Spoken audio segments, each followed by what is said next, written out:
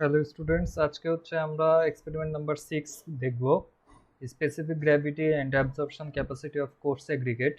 এর আগের এক্সপেরিমেন্টে আমরা সেম এইটাই করছিলাম, শুধুমাত্র ফাইন অ্যাগ্রিগেটের জন্য। আমরা specific gravity and absorption capacity of fine অ্যাগ্রিগেটটা দেখছিলাম। আজকে কোর্স অ্যাগ্রিগেটের specific gravity and absorption capacity কীভাবে বের করতে হয় এই জিনিসটা দেখব। প্রথমে আমরা যে চিত্রটা দেখতে পাচ্ছি, এখানে একটা ফ্রেমের মতো আছে। ফ্রেমের এখানে দেখেন একটা বাকেট, ঠিক আছে, বাকেটের সাথে একটা ঝুড়ি, উপরে হচ্ছে একটা ওজন মাপার মেশিন। তো ওজন মাপার মেশিনের নিচ দিয়ে এরকম লোড দিলে এই ডিসপ্লেতে দেখায় যে এটার ওজন কত। ঠিক আছে, এরকম একটা সেট আপ এই জায়গায় আছে।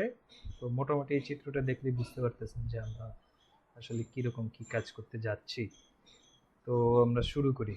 Objective: the objective of this experiment is to determine the specific gravity and absorption capacity of coarse aggregate. আমাদের উদ্দেশ্য হচ্ছে আমরা কোর্স অ্যাগ্রিগেটের স্পেসিফিক গ্র্যাভিটি এবং অ্যাবজর্পশন ক্যাপাসিটি বের করব।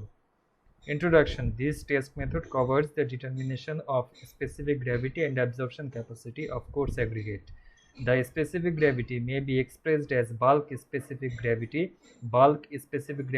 SSD condition, or is apparent specific gravity.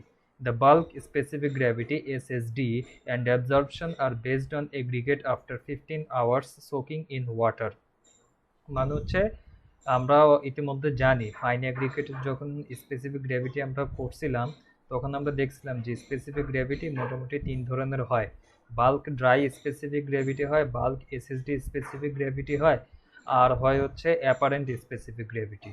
তো এখানে যেটা বলতেছে বাল্ক এসএসডি স্পেসিফিক গ্র্যাভিটি আর হচ্ছে অ্যাবজর্পশন ক্যাপাসিটি, এই দুইটার জন্যই আমরা এগ্রিগেটগুলোকে মোটামুটি 15 ঘন্টা ওয়াটারের মধ্যে সোকিংয়ে রাখি। সোকিং মানে হচ্ছে ভিজানো, ঠিক আছে, 15 ঘন্টার মতো ভিজিয়ে রাখি।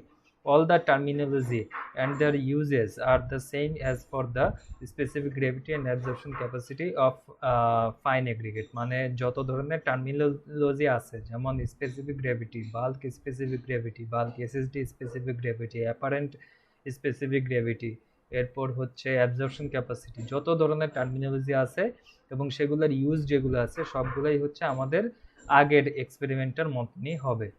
রেফারেন্স স্ট্যান্ডার্ড, আমরা কোন রেফারেন্সের বেসিসে কাজ করতেছি। This test method conforms to the ASTM standard requirement of specification C127। আমরা এএসটিএম C127 অনুযায়ী কাজ করতেছি। Scope: same as for the specific gravity and absorption capacity of fine aggregate. Fine অ্যাগ্রিগেটে যেরকম ছিল সেরকমই। রিলেটেড টার্মস, ওইটাও ফাইন অ্যাগ্রিগেটের এক্সপেরিমেন্টের জন্য যেরকম ছিল সেরকমই। অ্যাপারেটাস, আমাদের কী কী যন্ত্রপাতি লাগবে। আমাদের একটা ব্যালেন্স লাগবে। ব্যালেন্স মানে হচ্ছে নিক্তি, যেটা দিয়ে আমরা মোটামুটি 0.5 গ্রাম পর্যন্ত হচ্ছে মিনিমাম পরিমাপ করতে পারবো। 0.1 গ্রাম পর্যন্ত হইলে ভালো হয়, ঠিক আছে। স্যাম্পল কন্টেইনার, স্যাম্পল কন্টেইনার মানে হচ্ছে এটার কথা বলতেছে, এখানে তার জালি দিয়ে যে ঝুড়িটা দেখতেছেন এটাকেই বলতেছে হচ্ছে sample container. A wire basket of 3.35 mm number 6 or finer mesh, or a bucket of approximately equal breadth and height with a capacity of 4 to 7 liters of 37.5 mm nominal maximum size aggregate. The container shall be constructed so as to prevent trapping air when the container is submerged.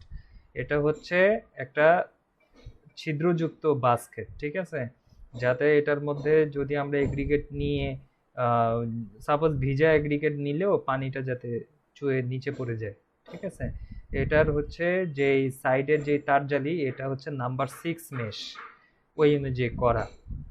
আর এটার ভলিউমটা দেওয়া আছে এখানে, এই যে 4 থেকে 7 লিটারের মতো যাতে নেওয়া যায় ভলিউম।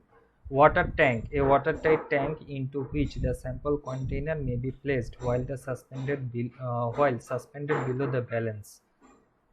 এই কালো রঙের এই বালতিটার কথা বলতেছে, একটা 4 কোনা বালতি আছে এটার কথা। আচ্ছা, sieves 4.75 mm or number 4 sieve or other sizes as needed. আমাদের মিনিমাম এই নাম্বার 4 সিভটাই লাগবে। মানে আমাদের কাছে যে স্যাম্পলটা আমরা নিব ওই স্যাম্পলটাকে নাম্বার 4 সিভ দিয়ে চেলে নিতে হবে। যে সকল এগ্রিগেট হচ্ছে নাম্বার 4-এ রিটেইন করবে সেগুলোই হচ্ছে কোর্স এগ্রিগেট। যেগুলো নাম্বার 4 দিয়ে পাস করে চলে যাবে সেগুলো হচ্ছে ফাইন এগ্রিগেট। তো নাম্বার 4 সিভে চেলে নেওয়ার পরে যেগুলো রিটেইনড থাকবে ওগুলা দিয়েই আমরা এক্সপেরিমেন্ট করব। ওগুলাই হচ্ছে আমাদের কোর্স এগ্রিগেট।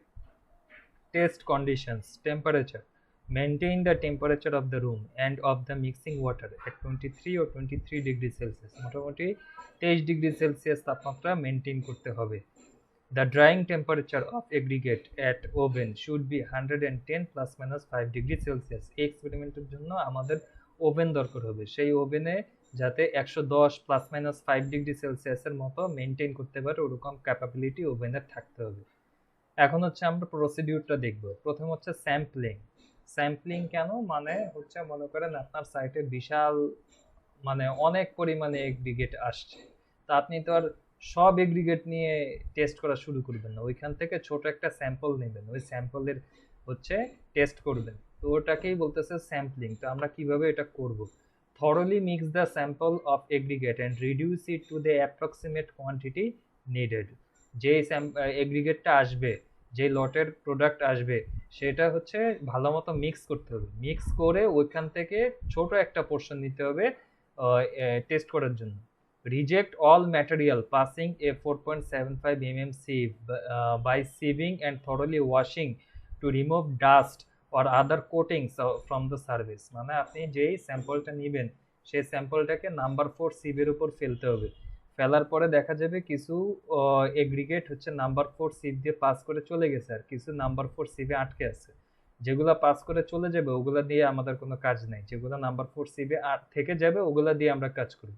ওগুলাকে আবার ভালোভাবে পানিতে পরিষ্কার করে নিতে হবে, যাতে ওগুলার গায়ে যদি কোনো কিছু লেগে থাকে ময়লা বা ডাস্ট, ওগুলা যাতে পানি দিয়ে ধুয়ে চলে যায়।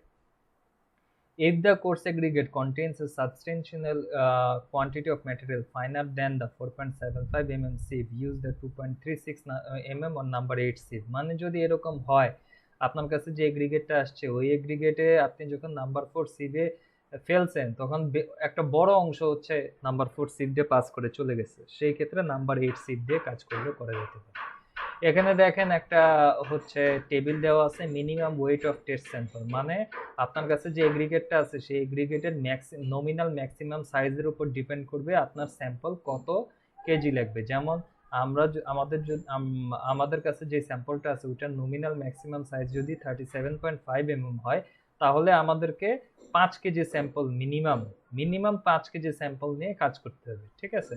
অনুরূপভাবে অন্য সাইজের হলে কতটুকু মিনিমাম কতটুকু বা কত কেজি নিতে হবে সেটা এখানে দেওয়া। এক্সপেরিমেন্টাল প্রসিডিউর, আমরা কিভাবে কি কি স্টেপে কাজ করব। Dry the test sample of constant weight at a temperature of 110 degree Celsius. প্রথমে আমরা যে স্যাম্পলটা নিছি ওটাকে 110 ডিগ্রি সেলসিয়াস তাপমাত্রায় হচ্ছে শুকায় নিতে হবে। Cool in air at room temperature, এটাকে ঠান্ডা করতে হবে মোটামুটি 1 থেকে 3 ঘন্টা সময় নিয়ে।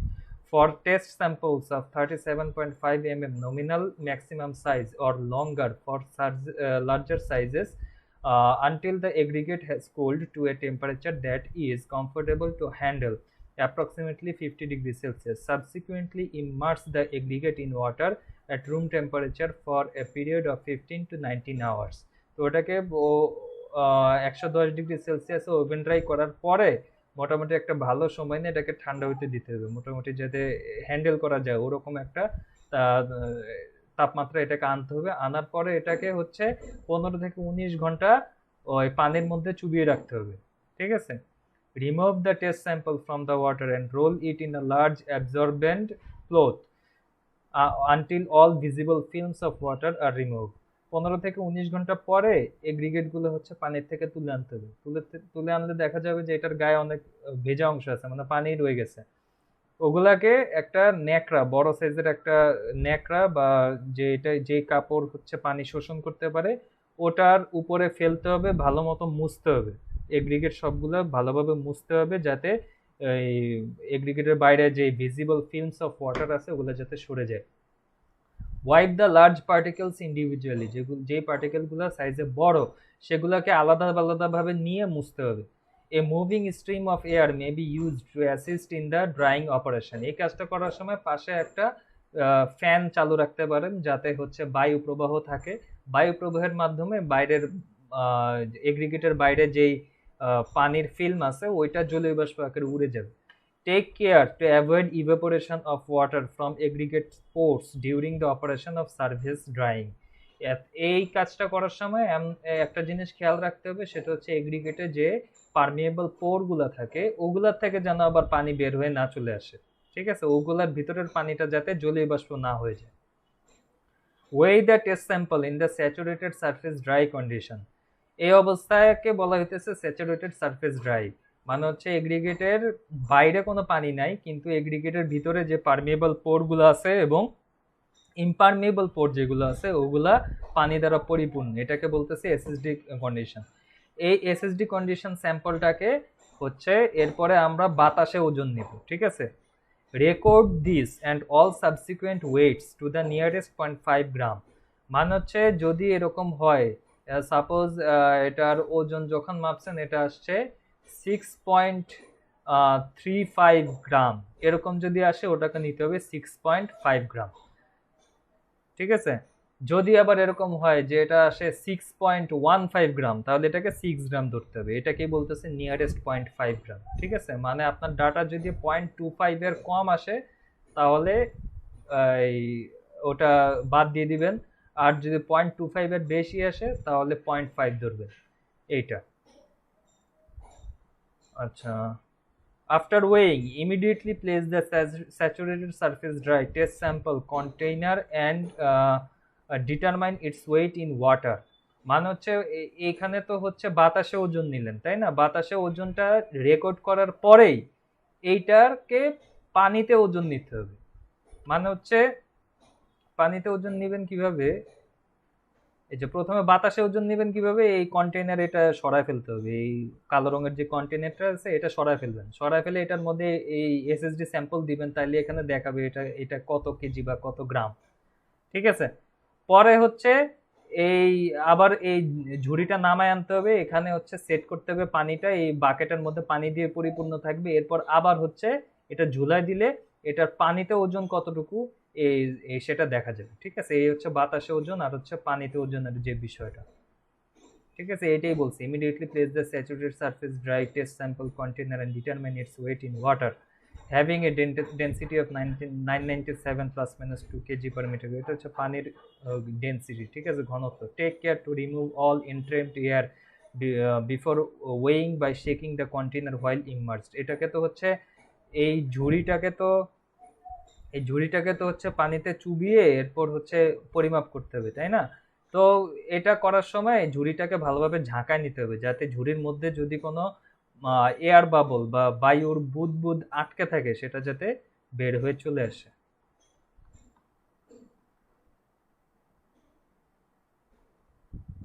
Dry the test sample to constant weight at a temperature of 110 degrees Celsius. এরপরে যেটা করতে হবে, আমরা এসএসডি ওয়েট যখন নিয়ে নিব, মানে পানিতে ওজনটা যখন নিয়ে নিব তখন এটাকে আবার বের করে আনতে হবে, বের করে আবার এটাকে ওভেনের মধ্যে দিতে হবে 110 ডিগ্রি সেলসিয়াস তাপমাত্রায়। মোটামুটি এরপর 110 ডিগ্রি সেলসিয়াস তাপমাত্রায় রাখার পরে এটাকে হচ্ছে বাতাসে ঠান্ডা হইতে দিতে হবে 1 থেকে 3 ঘন্টা, or until the aggregate has cooled. এরপরে হচ্ছে ওই ওভেন ড্রাই কন্ডিশনের ওজনটা নিতে হবে। বেসিক্যালি আপনার ডাটা পাচ্ছেন তিনটা। প্রথমে হচ্ছে আপনি পাচ্ছিলেন এই যে বি, যেটা স্যাচুরেটেড সারফেস ড্রাই কন্ডিশনের হচ্ছে বাতাসের ওজন। এরপর সি পাচ্ছেন স্যাচুরেটেড সারফেস ড্রাই কন্ডিশনের পানিতে ওজন। আর হচ্ছে সবার শেষে আপনি এ পাচ্ছেন, সেটা হচ্ছে ওভেন ড্রাই কন্ডিশনের ওয়েট। এরপর জাস্ট এই সূত্রগুলোর মধ্যে ভ্যালুগুলো বসায় দিলেই bulk dry specific gravity, SSD specific gravity সব চলে আসে।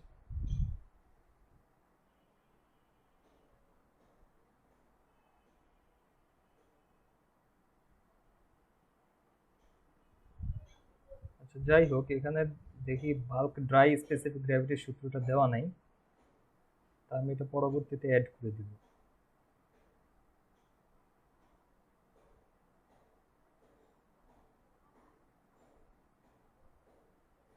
এটা হচ্ছে ডাটা শিট, ঠিক আছে। একই স্যাম্পলের মানে একই লটের থেকে মোটামুটি 4-5টা স্যাম্পল নিয়ে কাজ করা যায়। প্রথমে এই যে এ বি সি এগুলো নিতে হয়, ঠিক আছে। এই ওডি কন্ডিশনের সূত্রটা এখানে দেওয়া নেই, এটা আমি পরবর্তীতে দিয়ে দিব। তারপরে SSD condition, apparent specific gravity, এগুলো।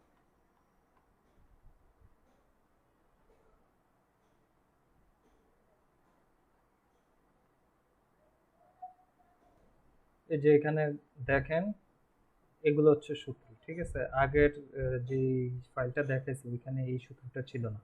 ওভেন ড্রাই বেসিসের সূত্র হচ্ছে a divided by b minus c, ঠিক আছে? এসএসডি বেসিসের বাল্ক স্পেসিফিক গ্র্যাভিটির সূত্র হচ্ছে b divided by b minus c, আর অ্যাপারেন্ট স্পেসিফিক গ্র্যাভিটির সূত্র হচ্ছে a divided by a minus c। আর অ্যাবজর্পশন ক্যাপাসিটির সূত্র ওই জায়গায় অলরেডি আছে, ঠিক আছে? এই যে এই দুইটা যে কোনো একটা নিলেই হলো, এটা দিয়ে কাজ করবে, ঠিক আছে?